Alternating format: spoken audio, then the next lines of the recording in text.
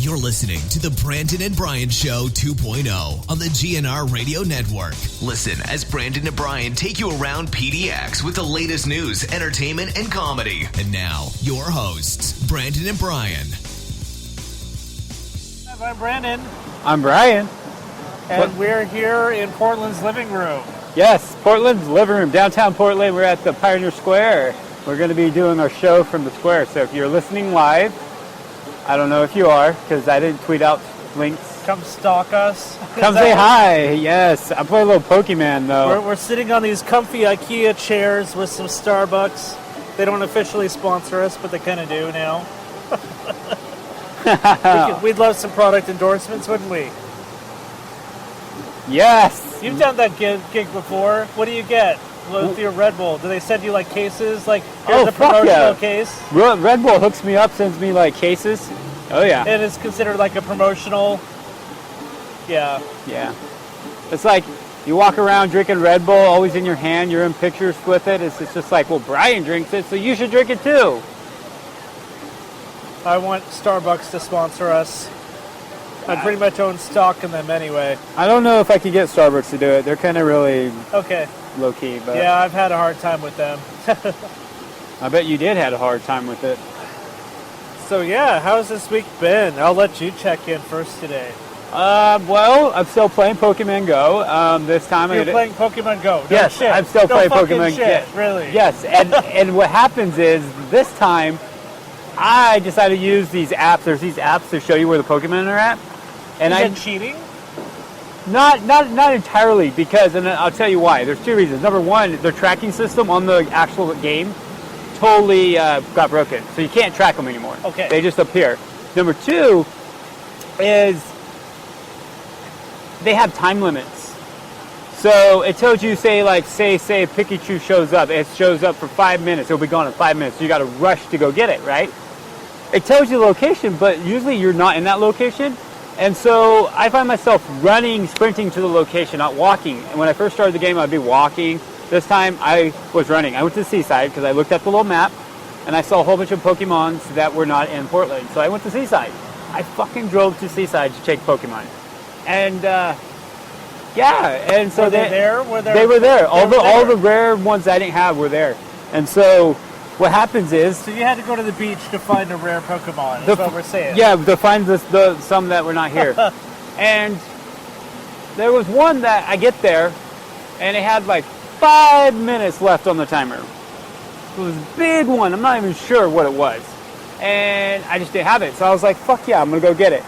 And I ended up running 12 blocks to get this motherfucker. Now, these ain't Portland blocks. Seaside blocks are huge. Oh, yeah. Oh, and then when I get to the location, it was in someone's backyard, so I almost got a trespassing. I was dude. I want that damn thing, but I couldn't figure out where I was at. And then after I got to that point, I got lost. So I'm walking around. I took my shirt off, and I'm walking around in the middle of the night, 3, 4 o'clock in the morning, somewhere around there. Half naked, lost in Seaside because I didn't know where. You got little diamonds everywhere. You run the risk of being recognized running around like that. Not so much at not so much at like 4 o'clock in the morning, unless they know I'm there. But I really didn't post or tweet anything about it. I did do a video and I did post it afterwards. Okay. But yeah, so I was just running around chasing these things. So my friend I was supposed to meet up with kind of overslept. So I ended up spending from 1 o'clock to 6 a.m. Pokemon hunting through fucking Seaside, running up and down. And I got some really good ones. Some of my friends back here, they were pissed off because I told them I was going and they could have went, but they said no. Yeah. And I have all the rare ones that they want. Well, I guess they're not considered rare, but in this area they're rare. Most people think rare is something legendary, but no, like it was funny. But yeah, so I ended up losing my car. We're chasing a Pokemon, and then a Pokemon got me back to my car because I was chasing another one, but it seemed like they were in different areas. Like I'd go 5 miles this way and then have to come back 5 miles this way, and I was doing this back and forth. So yeah, that was my wow. Yes, Pokemon. Yes. But they shut down those sites Yes, and so now we have no tracking and we have no sites, and so it's kind of boring because. So is it just like you showed me before? Like we're here at Pioneer Square. If there's one here, it'll show you. You just kind of have to be. You just walk around and have to be in a location, and they just appear now. They don't even come up on your screen sometimes. They just appear. So it's really it's very random. And if you see something on your screen, you don't know which direction to run. Like I ran up a hill, Mount Tabor, and then came all the way back down, up and down the hill trying to find it. I could never find it. So I kind of almost lost interest. I saw where the stock market was affected because people bought a bunch of Nintendo stock and it went up. And they found out that Nintendo doesn't actually make Pokemon Go. So who the hell is actually making this game that you love so much if Nintendo's not behind it? Who's in charge of running Pokemon company. Okay, but someone is changing it as they go, like trying to make... They're adding features and changing it. Because this thing is like a runaway train, man. My headlines, have you seen all the headlines I posted? Yeah. Some good, some bad, Yeah. It's crazy.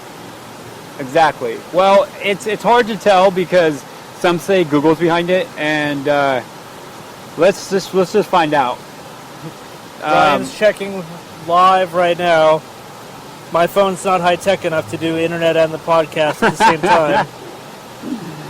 Pokemon Go. Just a disclaimer for our listeners: my battery is at 0. So if the show just cuts off, I'm sorry. Your battery's at 0? It's at 0. Fuck you, Brandon. So if we peak early, haha. If we climax before we're expected to, Brandon, you were supposed to be ready. God damn it, Brandon.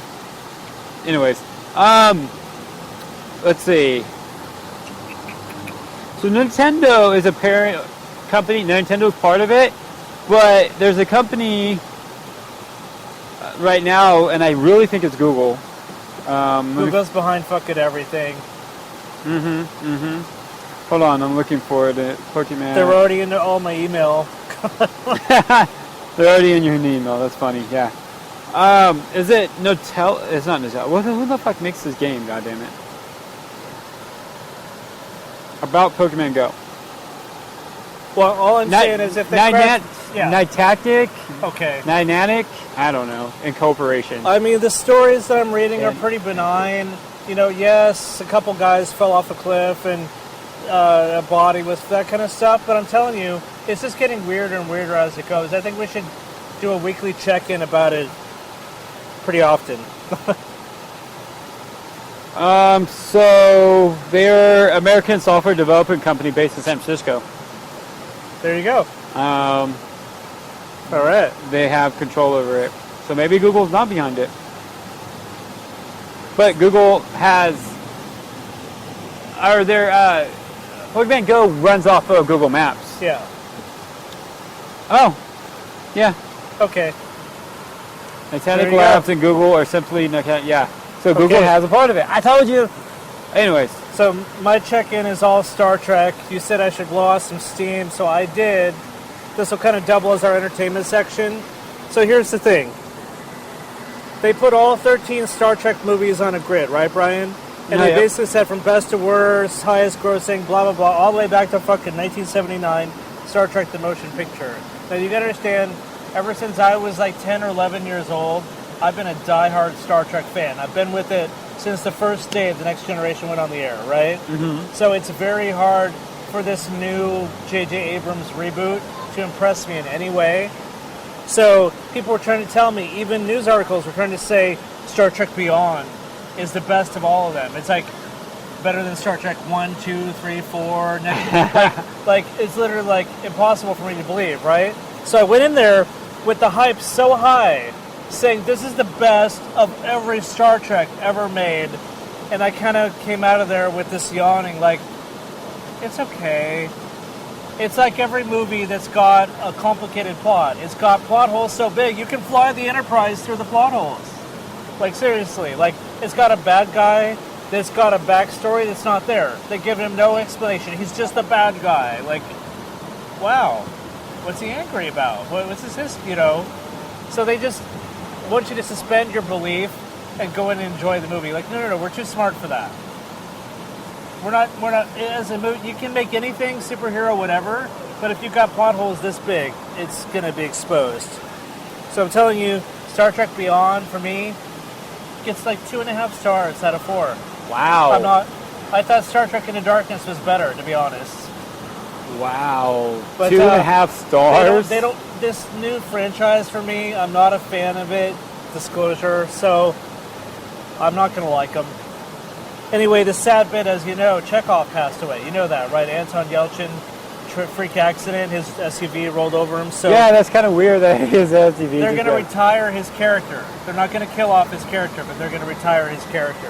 How do you retire a character without killing it? Like Chekhov's on an away mission. Oh. Like for the rest of this, he'll be on another ship or something. So makes sense, I guess.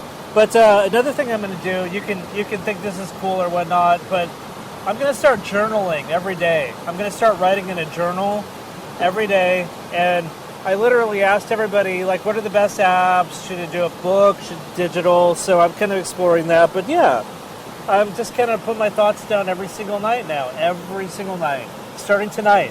This is day 1. That's a little creepy. I can just imagine. No, what's wrong with journaling? It's not a girly thing. And men do it. There's men in my church that journal every day. No, but they don't call it a diary. They call it a journal. I think you would. I think you would use that as like ranting and get the rage out. And I think it might be a dark and it might be sinister a little bit. I think it's going to be one of those things where you're just going to unleash holy hell. So, like, in other words, in 6 months when we open it up and I look at it, it'll be like, oh, I don't feel that way anymore. Like, looking back at it, yeah. Which blogs are like that. It's to rant and get everything. A blog is public, though. A journal is private. We're talking unpublished. You've been listening to Brandon and Brian on the GNR Radio Network. Don't forget to catch their net reality show every week on YouTube as they continue to take over PDX. Catch you next week, Diamonds.